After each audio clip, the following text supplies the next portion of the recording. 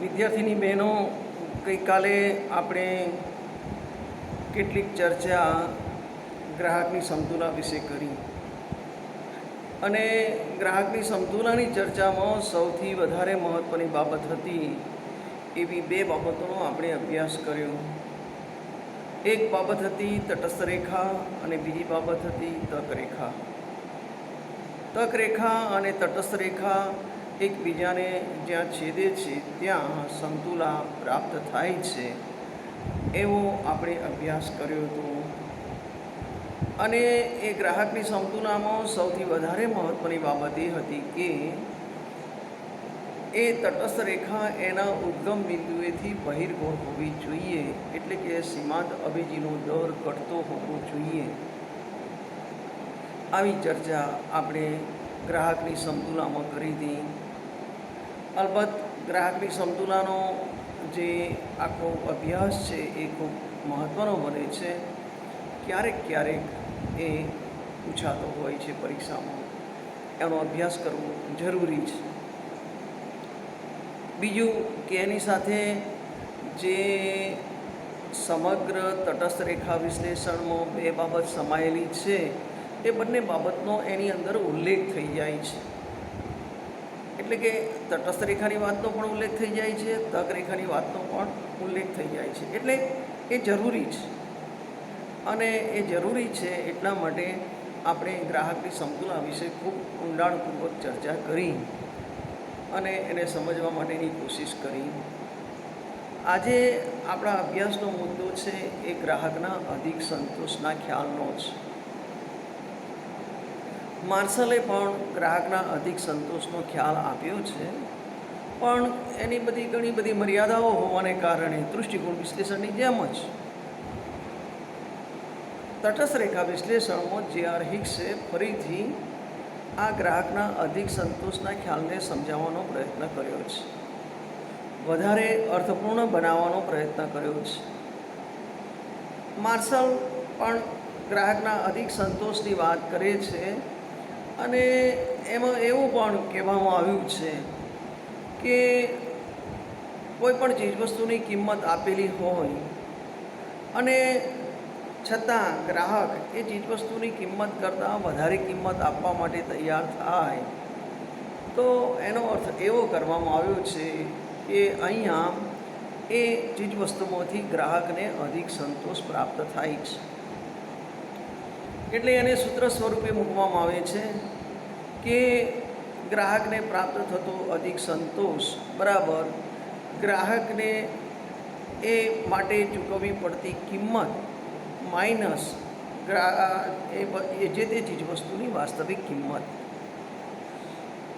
એટલે માર્શલે ગ્રાહકના અધિક સંતોષને જાણવા માટે ગ્રાહક કેટલા અંશે વધારે ઊંચી કિંમત આપવા માટે તૈયાર થાય છે એના અનુસંધાને આ ગ્રાહકના અધિક સંતોષના ખ્યાલને સમજાવવાનો પ્રયત્ન કર્યો.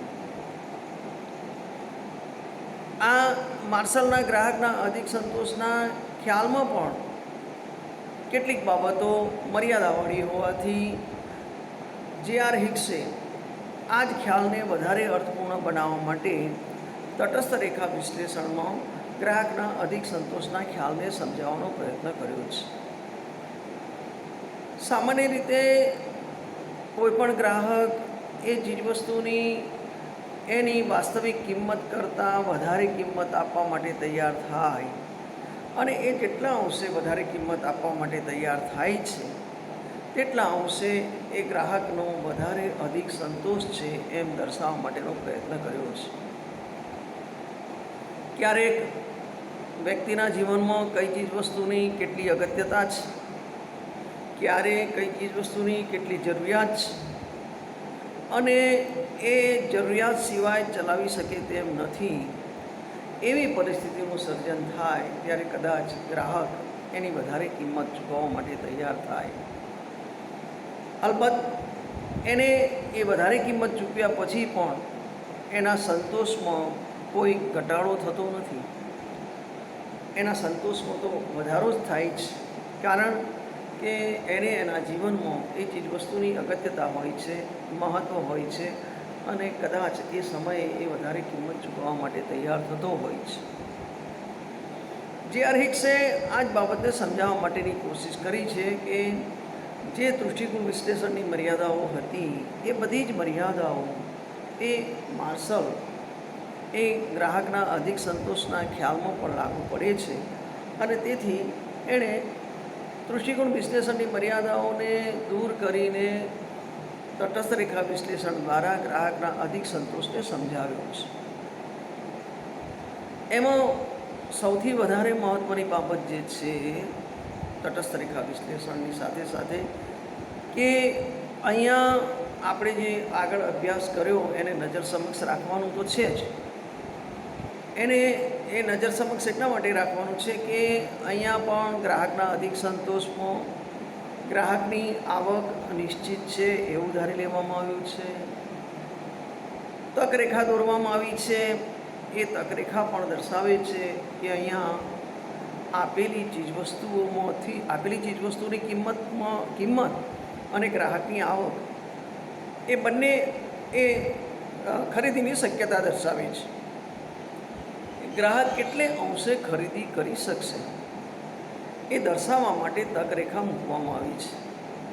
તો કેટલા અંશે ખરીદી કરી શકશે એનો આધાર એ ચીજવસ્તુની કિંમત કેટલી છે અને એની સાથે ગ્રાહકની આવકનું પ્રમાણ કેટલું છે એ બંને બાબતો એ સ્પર્શતી હોવાને કારણે એ એની ખરીદીની શક્યતા બતાવે છે. કારણ કે આ બંને પરિબળો ગ્રાહકની ખરીદીની શક્યતાને અસર કરે છે. ગ્રાહક વધુને વધુ ઊંચી તટસ્થ રેખા ઉપર જઈ શકતો નથી એટલા માટે કે એ ચીજવસ્તુની કિંમત અને પોતાની આવક એ બંનેને ધ્યાનમાં રાખીને જ એ એનું સંયોજન પસંદ કરી શકે છે. એટલે ગ્રાહકના અધિક સંતોષના ખ્યાલમાં એ બાબતને પણ આપણે ધ્યાનમાં રાખવાની છે કે અહીંયા એ ચીજવસ્તુની કિંમત અને ગ્રાહકની આવક એ બંને બાબતો પણ ગ્રાહકના અધિક સંતોષને સ્પર્શે છે. આ જે બાબત છે એ બાબતને સીધી જ રીતે તટસ્થ રેખા વિશ્લેષણમાં જે.આર. હિક્સે આકૃતિની મદદથી સમજાવવા માટેનો પ્રયાસ કર્યો છે કે કેવી રીતે ગ્રાહક અધિક સંતોષ પ્રાપ્ત કરે છે. સામાન્ય રીતે જે.આર. હિક્સે પણ એને સૂત્ર સ્વરૂપે મૂકવા માટેનો પ્રયત્ન કર્યો છે કે ગ્રાહકનો અધિક સંતોષ બરાબર ગ્રાહકની કિંમત ચૂકવવાની તૈયારી માઇનસ બજારની કિંમત અથવા તો બજારમાં ચીજવસ્તુની કિંમત. આપણે એમ પણ મૂકી શકીએ કે ગ્રાહકનો અધિક સંતોષ કેટલો છે એ જાણવું હોય તો ગ્રાહકનો અધિક સંતોષ બરાબર ગ્રાહકને એ વસ્તુ માટે કિંમત ચૂકવવાની એની પોતાની તૈયારી માઇનસ બજારની એ ચીજવસ્તુની વાસ્તવિક કિંમત એ બંનેને તમે દૂર કરો, એ બંનેને તમે બાદબાકી કરો તો ગ્રાહકનો અધિક સંતોષ કેટલો છે એ જાણી શકાય. અહીંયા પણ એ રીતે સમજાવવા માટેનો પ્રયત્ન કર્યો છે આકૃતિ દ્વારા જે.આર. હિક્સે અને એને આપણે સમજવાની કોશિશ કરીએ. આકૃતિમાં આપણે લંબધરી ઉપર ગ્રાહકની આવક દર્શાવવામાં આવી છે. પાયાની ધરી ઉપર એક્સ વસ્તુના એકમો લેવામાં આવ્યા છે. એ બી એક કિંમત રેખા છે જેને આપણે તક રેખા પણ કહીએ છીએ અથવા તો ગ્રાહકની બજેટ રેખા પણ કહીએ છીએ. બજેટ એટલે કોઈ પણ ગ્રાહકનું બજેટ એટલે એની આવકનો સોર્સિસ, આવકના સાધનો કે ભાઈ મારું આટલું બજેટ છે અને આ બજેટની મર્યાદામાં રહીને મારે ચીજ વસ્તુની ખરીદી કરવાની છે, આવું હોય છે. એટલે એ સતત ગ્રાહક પોતાની આવકને નજર સમક્ષ રાખીને જ કેટલા પ્રમાણમાં ચીજવસ્તુઓની ખરીદી કરવી એ નક્કી કરતો હોય છે. એટલે એ એની ખરીદીની તક પણ બતાવે છે, ખરીદીની શક્યતા પણ બતાવે છે. પણ એ ખરીદીની તક કે શક્યતા બતાવવા માટે કિંમત પણ એક અસર કરતું પરિબળ બને છે, માટે એને કિંમત રેખા તરીકે પણ ઓળખવામાં આવે છે. કારણ કે અહીંયા વસ્તુની કિંમત આપેલી છે તો એ આપેલી વસ્તુની કિંમતે એ કેટલા અંશે ખરીદી કરવા માટેની શક્યતા દર્શાવે છે એ બતાવવા માટે તક રેખા દોરવામાં આવી છે. આકૃતિમાં આપણે એ પણ સમજવાનું છે કે ગ્રાહકના અધિક સંતોષનો જે ખ્યાલ છે એ ગ્રાહકના અધિક સંતોષના ખ્યાલને તટસ્થ રેખા વિશ્લેષણ દ્વારા કેવી રીતે સમજાવવામાં આવ્યો છે. માર્શલની આખી પદ્ધતિમાં આપણે જે સમજ પ્રાપ્ત કરી હતી એમાં મૂળ પ્રશ્ન જે હતો તે સંખ્યાવાચક પદ્ધતિનો, કે દૃષ્ટિકોણને સંખ્યામાં માપી શકાય છે અથવા તો દૃષ્ટિકોણને સંખ્યામાં માપવા માટેની જે વાત છે એને બદલે જે.આર. હિક્સે ક્રમવાચક ક્રમ આપીને પહેલો નંબર, બીજો નંબર, ત્રીજો નંબર, ચોથો નંબર એમ ક્રમ આપીને આખા સંતોષને સમજાવવાની, દૃષ્ટિકોણને સમજાવવાની વાત કરી છે. અને એમાં 2 કરતાં વધારે ચીજવસ્તુઓની ખરીદી ગ્રાહક કરતો હોય છે, પણ સરળતા ખાતર 2 ચીજવસ્તુઓને ધારીને આખી વાત ગ્રાહકના આપણા સમતુલાના ખ્યાલમાં પણ તેની સમજાવવા માટેની કોશિશ કરી હતી. એ ગ્રાહકની સમતુલાનો જે ખ્યાલ છે એ ગ્રાહકની સમતુલાનો ખ્યાલ એ ગ્રાહકના અધિક સંતોષ સાથે સંકળાયેલી બાબત છે, એટલે એને પણ સાથે સાથે સમજવાની જરૂર છે. આપણે ગ્રાહકની આવક વિશેની વાતને પણ સમજ્યા હતા, ચીજવસ્તુઓની કિંમતની બાબતને પણ સમજ્યા હતા. તક રેખા એ બંને બાબતોને આધારે નક્કી થાય છે, ચીજવસ્તુની કિંમત અને ગ્રાહકની આવક એ બાબતને પણ સમજવાની કોશિશ કરી હતી. અને એટલા માટે ગ્રાહકના અધિક સંતોષમાં આ વસ્તુ ખૂબ મહત્ત્વની બને છે. અહીંયા આપણે લંબ ધરી ઉપર ગ્રાહકની આવક દર્શાવી છે, પાયાની ધરી ઉપર એક્સ વસ્તુના એકમો દર્શાવ્યા છે, એ બી એ તક રેખા છે, જે એના વિશે આપણે આગળ અભ્યાસ કર્યો છે, એટલે અહીંયા બહુ લાંબી ચર્ચા કરતો નથી.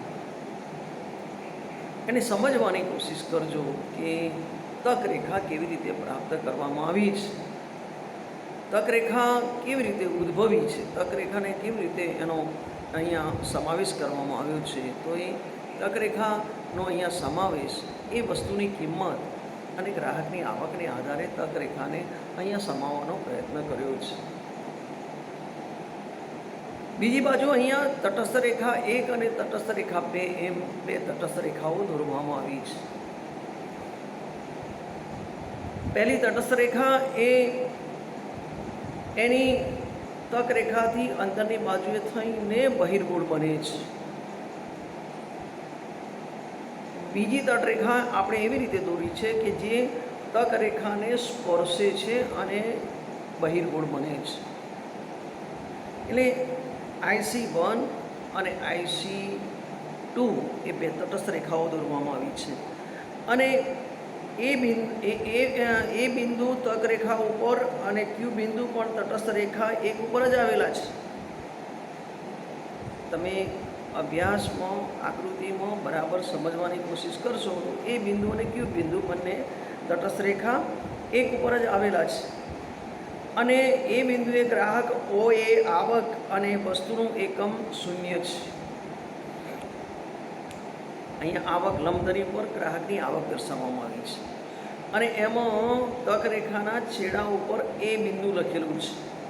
એટલે અહીંયા ગ્રાહક OA આવકે વસ્તુના 0 એકમો જ ખરીદી શકે છે. કારણ કે OA આવકે તમે જે છેક નીચે આવો તો એ કોર્નર ઉપર જ તમે O બિંદુ જોઈ શકશો. એટલે એ 0 ચીજ વસ્તુની ખરીદી કરે છે. અને ક્યુ બિંદુએ તમે જુઓ, જે ક્યુ બિંદુ દર્શાવવામાં આવ્યું છે તે બિંદુએ તમે જુઓ તો વસ્તુના OM એકમો ખરીદી શકે છે. ક્યુ બિંદુએ વસ્તુના OM એકમો ખરીદી શકે છે. એ બિંદુએ OA આવક છે અને 0 ચીજવસ્તુની ખરીદી શકે છે. આનો અર્થ એ થયો કે વસ્તુના OM એકમો માટે AR જેટલી આવક ગ્રાહક ખર્ચવા તૈયાર છે. AR જેટલી આવક ખર્ચવા તૈયાર છે. ગ્રાહક અહીંયા ખરીદીના એકમોમાં એ OM જેટલી વસ્તુના એકમો ખરીદવા માટે એ તમે જુઓ તો બરાબર એનો અભ્યાસમાં ફરી આનું આ વાક્ય રિપીટ કરું છું. વસ્તુના OM એકમો અને OR એ આવકનું સંયોજન છે. OM એકમો અને OR એકમોનું સંયોજન છે. આનો અર્થ એ થયો કે વસ્તુના OM એકમો માટે AR જેટલી આવક ખર્ચવા એ તૈયાર છે. AR જેટલી આવક ખર્ચવા તૈયાર છે અને ગ્રાહકની સમતુલાના બિંદુ એ P બિંદુ સમતુલાનું છે. ફરી સમતુલાની ચર્ચા અહીંયા કરતો નથી હું. P બિંદુ એ કેમ સમતુલામાં છે એની ચર્ચા કરતો નથી. આપણે આગળ અભ્યાસ કર્યો ત્યારે ભણ્યા હતા કે જ્યાં તક રેખા અને તટસ્થ રેખા એકબીજાને સ્પર્શે ત્યાં અને એ બિંદુએ જો તટસ્થ રેખા બહિર્ગોળ હોય એટલે કે ઘટતા સીમાંત અવેજીના દરનો નિયમ કામ કરતો હોય તો તે બિંદુએ ગ્રાહક સમતુલામાં છે, એટલે કે ત્યાં એની ખરીદીની શક્યતા પૂરી થાય છે, એ સ્થિર બને છે. ગ્રાહક ખરીદીની બાબતમાં સ્થિર બને છે ત્યાં સુધી આપણે ચર્ચા કરી. ગ્રાહકની સમતુલાના બિંદુ એ P બિંદુ છે. અહીંયા વસ્તુના OM એકમો છે અને આ OM એકમો એ OS આવકનું સંયોજન છે, જે Q કરતાં વધારે વસ્તુ એ સંતોષે છે. પરિસ્થિતિ સૂચવે છે કારણ કે Q કરતાં P ઊંચી તટસ્થ રેખાઓ પર છે. Q કરતાં P એ ઊંચી તટસ્થ રેખાઓ પર આવેલું બિંદુ છે, એટલે ગ્રાહકને ત્યાં વધારે સંતોષ પ્રાપ્ત થાય છે. સમતુલામાં આપણે એમ ભણ્યા હતા કે ગ્રાહક જ્યાં મહત્તમ સંતોષ પ્રાપ્ત કરે છે ત્યાં તે સમતુલામાં હોય છે. વસ્તુના OM એકમો માટે ગ્રાહક AS જેટલી આવક ખર્ચે છે. વસ્તુના એકમો માટે AS જેટલી આવક ખર્ચે છે. હકીકતે તે પહેલાં વસ્તુના OM એકમો માટે AR જેટલી આવક ખર્ચવા માટે તૈયાર હતો. ફરી બોલું છું. ગ્રાહક વસ્તુના OM એકમો માટે ગ્રાહક AS જેટલી આવક ખર્ચે છે. હકીકતમાં શરૂઆતમાં વસ્તુના OM એકમો માટે AR જેટલી આવક ખર્ચવા માટે તૈયાર હતું. ફરી ગ્રાહકના અધિકના સંતોષનું સૂત્ર બોલું છું કે ગ્રાહકનો અધિક સંતોષ એટલે ગ્રાહકની કિંમત ચૂકવવાની તૈયારી ઓછા બજાર કિંમત અથવા તો વાસ્તવમાં ચીજવસ્તુની પ્રવર્તતી કિંમત. અહીંયા વસ્તુના OM એકમો માટે ગ્રાહક AS જેટલી આવક ખર્ચે છે, પરંતુ શરૂઆતમાં પહેલાં એ OM એકમો માટે જ એ AR જેટલી આવક ખર્ચવા માટેની તૈયારી હતી, પરંતુ તે ફક્ત AS જેટલી આવક જ ખર્ચે છે, એટલે કે તેને SR જેટલી આવક બચે છે. OM એકમોની ખરીદી માટે આપણે અહીંયા જે SRQP જેટલો જે છાયાવાળો ભાગ દર્શાવ્યો છે એ છાયાવાળો ભાગ એ ગ્રાહકનો અધિક સંતોષ બતાવે છે. ફરી આ ચર્ચા થોડી સમજવાની છે. તમને સમજવામાં થોડી ટફ લાગે એટલા માટે ફરીને ફરી રિપીટ કરું છું, સમજો. આકૃતિ બરાબર સમજી લેશો તો પછી આકૃતિ જે દોરી છે એનું વર્ણન જ કરવાનું છે, જેથી કરીને તમારે બીજું કશું નવું યાદ રાખવાનું રહેશે નહીં. એકવાર આકૃતિની સમજ આવી ગઈ તો આકૃતિની સમજને આધારે તમે એનું આસાનીથી વર્ણન કરી શકશો. દાખલા તરીકે આ આકૃતિ દોર્યા પછી તમે એમ કહો કે ભાઈ લંબ ધરી ઉપર ગ્રાહકની આવક દર્શાવવામાં આવી છે, જે આકૃતિમાં તમે દર્શાવી છે. પાયાની ધરી પર વસ્તુના એકમો લેવામાં આવે છે, તો આકૃતિમાં જોઈને તમે આ વાક્ય લખી શકો. પછી તમે આકૃતિમાં દોર્યું છે એમ AB એ તક રેખા છે એવું પણ લખી શકો. બીજું તમે એમ પણ લખી શકો કે અહીંયા તટસ્થ રેખાઓ દોરવામાં આવી છે, એ IC1 છે, IC2 છે, IC3 છે. તમે આ આકૃતિ બરાબર સમજી લો એટલે આકૃતિની આધારે એમ પણ કહી શકો કે IC1 ઉપર એ અને ક્યુ બિંદુએ ગ્રાહક તટસ્થ છે એમ પણ કહી શકો. પણ એ એની આવકની અંદર આવેલા છે, જ્યારે પી બિંદુ છે એ તટસ્થ રેખા 2 ઉપર આવેલું છે અને એ તક રેખાને સ્પર્શે છે અને તટસ્થ રેખા 1 કરતાં ઊંચી સ્થિતિ આવેલું છે. માટે પી બિંદુએ ગ્રાહક સમતુલામાં છે એમ તો કહી શકીએ. એટલે OM એકમે ખરીદવા માટે OM એકમ જેટલી ચીજવસ્તુની ખરીદીના એકમો માટે ગ્રાહક વાસ્તવમાં AS જેટલી જ આવક ખર્ચે છે, પણ એ પહેલાં AR જેટલી આવક ખર્ચવા માટે તૈયાર હતો. હવે જ્યારે પહેલાં કરતાં બીજી તટસ્થ રેખા ઉપર જાય ત્યારે એને મહત્તમ સંતોષ મળે છે. એટલે એ મહત્તમ સંતોષ મળે છે ત્યાંથી માંડીને તમે પહેલી તટસ્થ રેખા ઉપર જે વાત કરી છે તે કે જ્યાં તેને ઓછો સંતોષ મળે છે અથવા તો એ તક રેખાની નીચેની બાજુ છે. હવે તક રેખાની નીચેની બાજુ છે એટલે એ AR જેટલી આવક ચૂકવવા માટે તૈયાર છે OM એકમો માટે. તટસ્થ રેખા 1 ઉપર એ ક્યુ બિંદુએ સમતુલામાં હોય છે ત્યારે એ AR જેટલી આવક ચૂકવવા માટે તૈયાર છે, પણ એ AR જેટલી આવક ચૂકવવાની તૈયારી હોવા છતાં જ્યારે એ ચીજવસ્તુની ખરીદી કરે છે ત્યારે માત્ર AS જેટલી જ આવક ખર્ચે છે. એટલે તટસ્થ રેખા 1 અને તટસ્થ રેખા 2 ઉપરનો જે ભાગ છે એ જે ભાગ છે એ PQ જેટલો ભાગ છે. એ PQ દર્શાવે છે કે એની ખરેખર વસ્તુની ચૂકવવાની કિંમત ચૂકવવાની તૈયારી અને વાસ્તવમાં ચૂકવવામાં આવતી કિંમત, એ બે વચ્ચેનો તફાવત છે એ પણ PQ વચ્ચે દર્શાવવામાં આવ્યો છે. કારણ કે હંમેશા ગ્રાહક પહેલી તટસ્થ રેખા કરતાં બીજી તટસ્થ રેખા ઉપર જવાનું પસંદ કરશે. એટલે અહીંયા જે SRQP એ SRQP જે છાયાવાળો ભાગ છે એ છાયાવાળા ભાગ જે દર્શાવવામાં આવ્યો છે એટલા પ્રમાણમાં ગ્રાહકને અધિક સંતોષ પ્રાપ્ત થાય છે. ઘણી વખત આપણે વસ્તુ ચલાવી લેવાને બદલે ઊંચી કિંમત આપીને પણ તેની ખરીદી કરવા તૈયાર હોઈએ છીએ. ઘણી વખત આવું બનતું હોય છે. એના માટેના કયું પરિબળ જવાબદાર છે એ અહીંયા ચર્ચાને અવકાશ નથી, પણ ઘણીવાર ગ્રાહકના જીવનમાં એવું બનતું હોય છે કે આપણે એ વસ્તુ ચલાવી લેવાને બદલે ઊંચી કિંમત આપીને પણ એ ખરીદી કરવા માટે તૈયાર હોઈએ છીએ બજારમાં. પરંતુ જો તે વસ્તુ નીચી કિંમતે મળે છે ત્યારે આપણને જે વિશેષ લાભ કે આનંદની લાગણી થાય છે એને આપણે અધિક સંતોષ તરીકે ઓળખાવી શકીએ.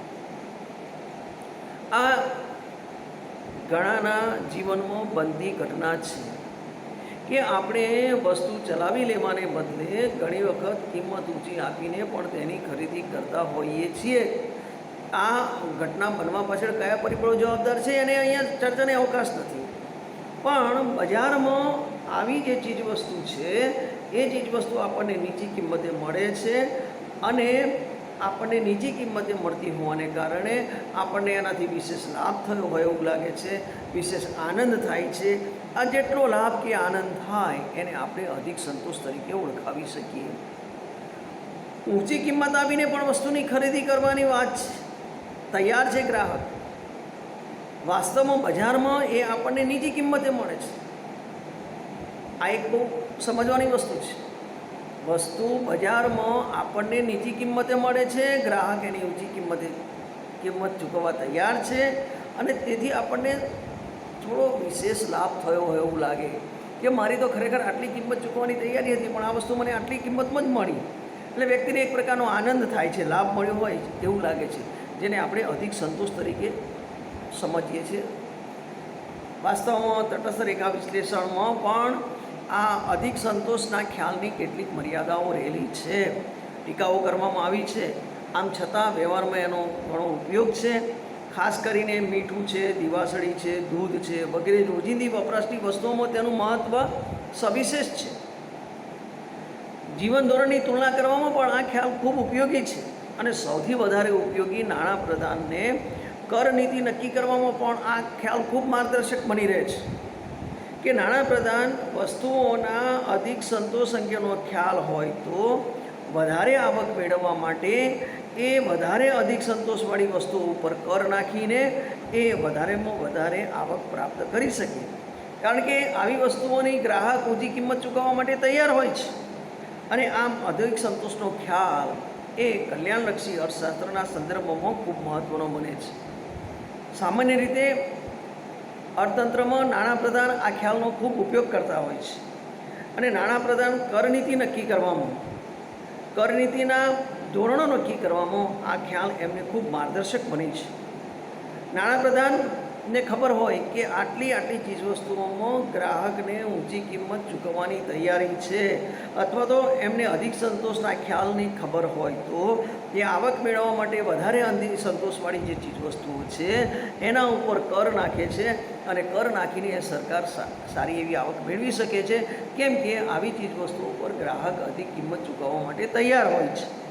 અને એને કારણે અધિક સંતોષનો ખ્યાલ એ કલ્યાણલક્ષી અર્થશાસ્ત્રમાં ખૂબ અગત્યનો બને છે. ક્યારેક ટૂંકનોંધના સંદર્ભમાં ગ્રાહકના અધિક સંતોષનો ખ્યાલ પૂછાતો હોય છે. ગ્રાહકના અધિક સંતોષનો ખ્યાલ બે અર્થશાસ્ત્રીઓ આપ્યો છે, માર્શલે પણ આપ્યો છે અને J.R. હિક્સે પણ આપ્યો છે. આપણા અભ્યાસક્રમમાં તટસ્થ રેખા વિશ્લેષણમાં ગ્રાહકના અધિક સંતોષનો ખ્યાલ એ J.R. હિક્સ દ્વારા અપાયેલો છે અને એ J.R. હિક્સે જે અધિક સંતોષનો ખ્યાલ આપ્યો છે એની ચર્ચા આપણે અહીંયા કરી છે કે કેવી રીતે એ તટસ્થ રેખા અને તક રેખાના માધ્યમથી ગ્રાહકના અધિક સંતોષને દર્શાવવાનો પ્રયત્ન કરે છે.